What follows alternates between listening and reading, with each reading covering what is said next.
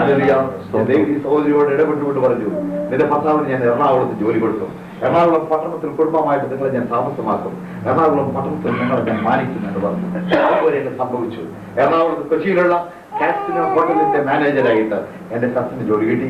അതൊരു ബംഗാരം എന്ന ഐലൻഡിൽ അല്ല വെസ്റ്റേണേഴ്സിന് വാസാദ്യർക്കായിട്ടുള്ള ഒരു ഹോളിഡേ റിസോർട്ട് ഉണ്ട്, അതിന്റെ മാനേജരായിട്ടും എന്റെ കസിനെ അവർ അപ്പോയിന്റ് ചെയ്തു.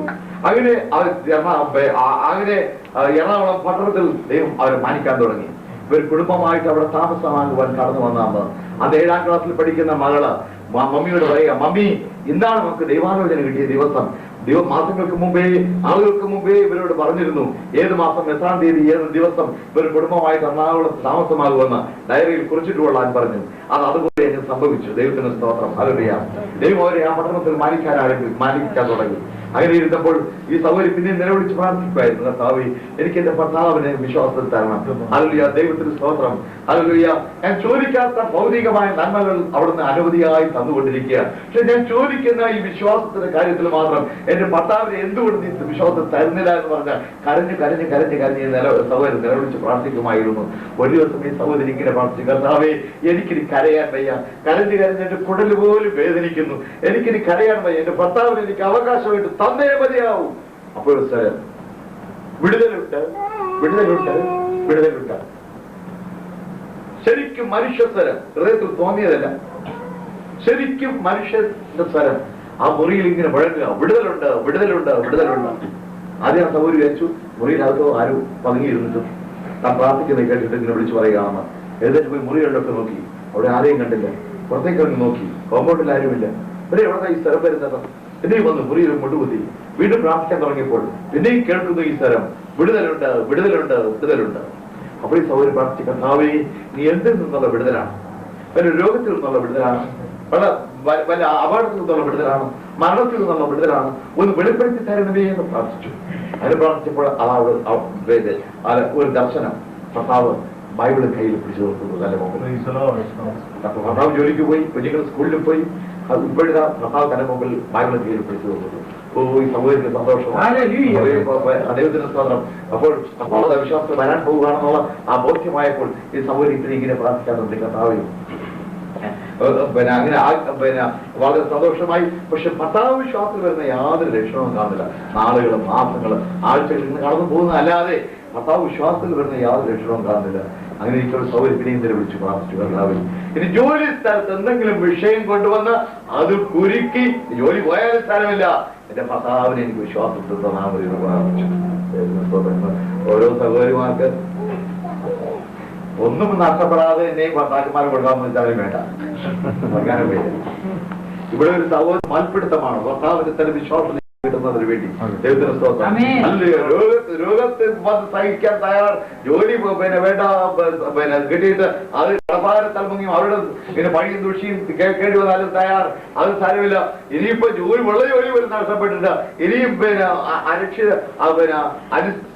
അനിശ്ചിതത്വത്തിലായാലും അത് സാരമില്ല, എന്നാലും എന്റെ ഭർത്താവിന് എനിക്ക് വിശ്വാസം വേണമെന്ന് പറഞ്ഞത് പ്രാർത്ഥിച്ചു. അതൊക്കെ മരിച്ചു. അവിടെ 50,000 രൂപ ആ ഓഫീസിൽ നിന്ന് കാണാതെയായി. ആരെടുത്തു, എങ്ങനെ നഷ്ടപ്പെട്ടു എന്ന് അറിയില്ല. എന്റെ കത്തിന് ഒന്നുകിൽ 50,000 രൂപ കൊടുക്കണം, അല്ലെങ്കിൽ ഇതെങ്ങനെ നഷ്ടപ്പെട്ടു എന്ന് തെളിയിക്കണം. പക്ഷെ എങ്ങനെ തെളിയിക്കാൻ അന്വേഷണം നടത്തിയിട്ട് യാതൊരു തെളിവും കിട്ടുന്നില്ല. അങ്ങനെ ഉറക്കമില്ലാത്ത രാത്രികൾ മുമ്പോട്ട് ഒരു ദിവസം ഭാര്യയോട് പറഞ്ഞു, നീ പറയാറില്ലേ നിങ്ങളുടെ വിശ്വാസത്തിൽ പ്രാർത്ഥിച്ച് ആലോചന പറയുന്നവരുണ്ടെന്ന്? ഇവിടെ ഇതാ ഞാൻ ഇങ്ങനെ ഒരു കുരുക്കൽ ചെന്ന ഓഫീസിൽ പെട്ടിരിക്കുകയാണ്. ആരെങ്കിലും എനിക്ക് ഇതിനെ കുറിച്ച് പ്രാർത്ഥിച്ചിട്ട് എന്താ സംഭവിച്ചിരിക്കുന്നു പറയുകയും നമുക്കിതിൽ നിന്ന് വിടുതൽ കിട്ടുകയും ചെയ്യാമെങ്കിൽ ഞാൻ നിങ്ങളുടെ വിശ്വാസത്തിലേക്ക് വരാമെന്ന് പറഞ്ഞു. ആ സഹോദരിക്ക് വലിയ സന്തോഷമായി, സമ്മതിച്ചു. ഒരു കാര്യം, എന്നെയും അറിയുന്ന ആരുമായിരിക്കരുത്, നമ്മുടെ വിഷയങ്ങൾ അറിയുന്ന ആരുമായിരിക്കരുത്. ഹല്ലേലൂയ, ദൈവത്തിന് സ്തോത്രം. ഹല്ലേലൂയ. നമ്മുടെ വിഷയങ്ങളോ നമ്മുടെ കുടുംബകാര്യങ്ങളോ ഒന്നും അറിയാത്ത ആരെങ്കിലും ആയിരിക്കണമെന്ന് പറഞ്ഞു. അത് സമ്മതിച്ചു. അങ്ങനെ ദൂരമെടുത്ത് അവർ പ്രാർത്ഥിക്കുവാനായിട്ട് അവിടെ കടന്നുപോയി. അവിടെ കടന്നുപോയപ്പോൾ ആ ഒരു പ്രവാചകനുണ്ടെങ്കിൽ അവിടെയാ പോയത്. ചാടി നിന്നപ്പോൾ അദ്ദേഹം അവിടെ ശുശ്രൂഷയ്ക്ക് ദൂരെ പോയിരിക്കുക. പക്ഷെ അദ്ദേഹത്തിന്റെ ഭാര്യയ്ക്ക് ദർശനവും വെളിപ്പാടുമുള്ള ഒരു സഹോദരിയാണ്. അവര് കുറെ പേര് അവിടെ പ്രാർത്ഥിക്കാനായിട്ട് വന്നിട്ടുമുണ്ട്.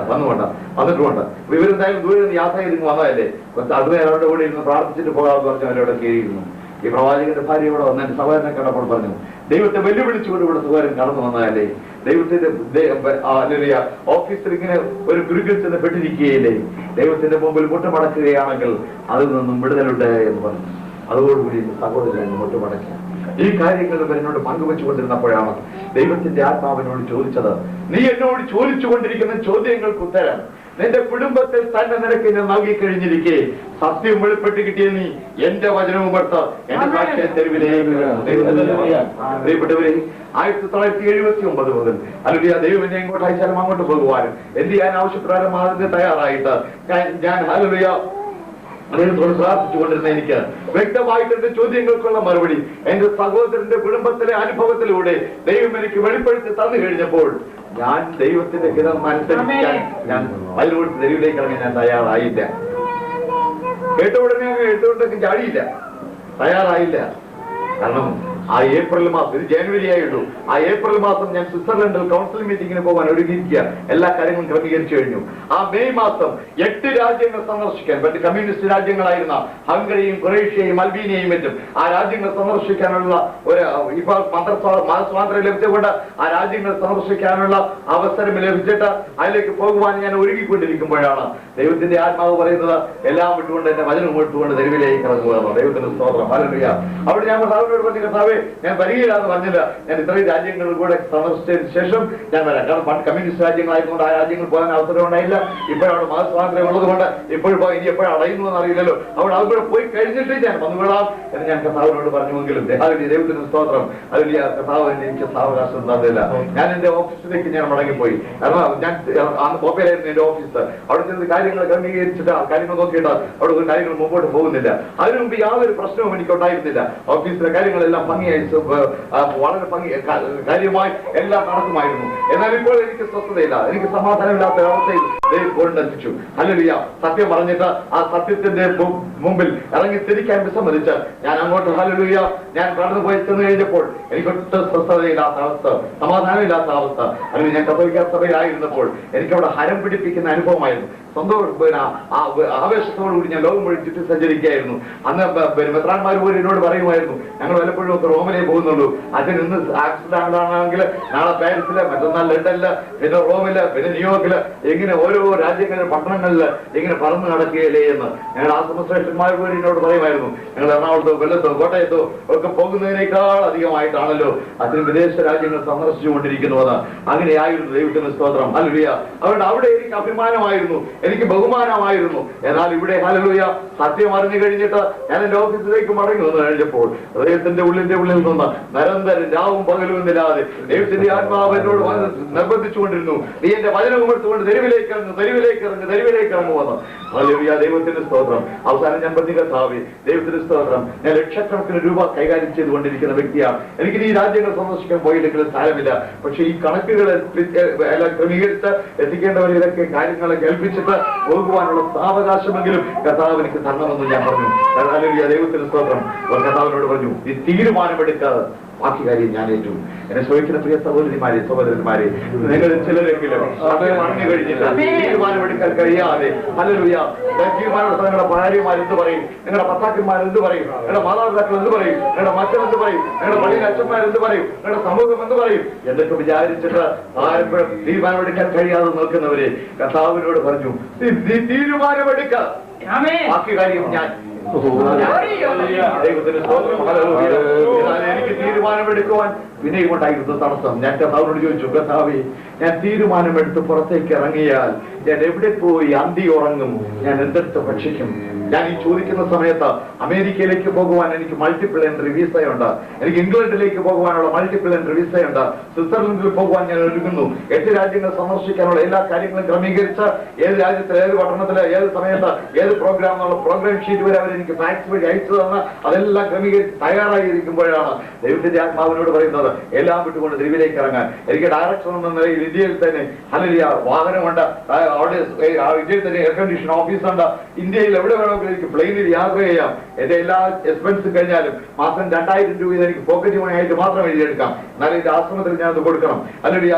അങ്ങനെയൊക്കെ ആണെങ്കിൽ തന്നെയും അവിടെ എനിക്ക് യാതൊരു പ്രയാസവും ഉണ്ടായിരുന്നില്ല. അല്ലെങ്കിൽ ലക്ഷക്കണക്കിന് രൂപ അന്ന് എന്റെ കയ്യിലുണ്ട്. ഹല്ലേലൂയ. അപ്പോഴാണ് ഞാൻ കർത്താവിനോട് ചോദിക്കുന്നത്, കർത്താവേ ഞാൻ എവിടെ പോയി അന്തി ഉറങ്ങും, ഞാൻ എന്തെടുത്ത് ഭക്ഷിക്കും?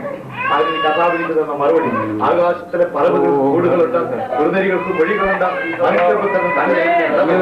അത് കേട്ടപ്പോൾ ഞാൻ കർത്താവിനോട് പറഞ്ഞു, കർത്താവേ അങ്ങനെയാണെങ്കിൽ ഒരു പട്ടിണി കിടന്ന് വരേണ്ടി വന്നാലും സാരമില്ല, നടത്തെണ്ണകളിൽ പോയി ഉറങ്ങേണ്ടി വന്നാലും സാരമില്ല, ഞാനിതാ നിനക്ക് വേണ്ടി ഇറങ്ങി. 7 വർഷമാകാൻ പോകുന്നു. അത് ഫെബ്രുവരി ആകുമ്പോൾ 7 വർഷം തികയും. ഹല്ലേലൂയ, ദൈവത്തിന് സ്തോത്രം. എന്നാൽ ഇതുവരേക്കും കർത്താവിന് പട്ടിണി കിട്ടിയിട്ടില്ല, ഇതുവരേക്കും കർത്താവിന് കടത്തുന്നകളിൽ ഉറക്കിയിട്ടില്ല. രാജ്യവും നീതിയും അന്വേഷിക്കൂ, അതോട് ഇവയൊക്കെ നൽകാമെന്ന് പറഞ്ഞു കർത്താവ്. പാർപ്പിടത്തിന് പാർപ്പിടവും വസ്ത്രത്തിന് വസ്ത്രവും നൽകി. ഹല്ലേലൂയ, ദൈവത്തിന് സ്തോത്രം.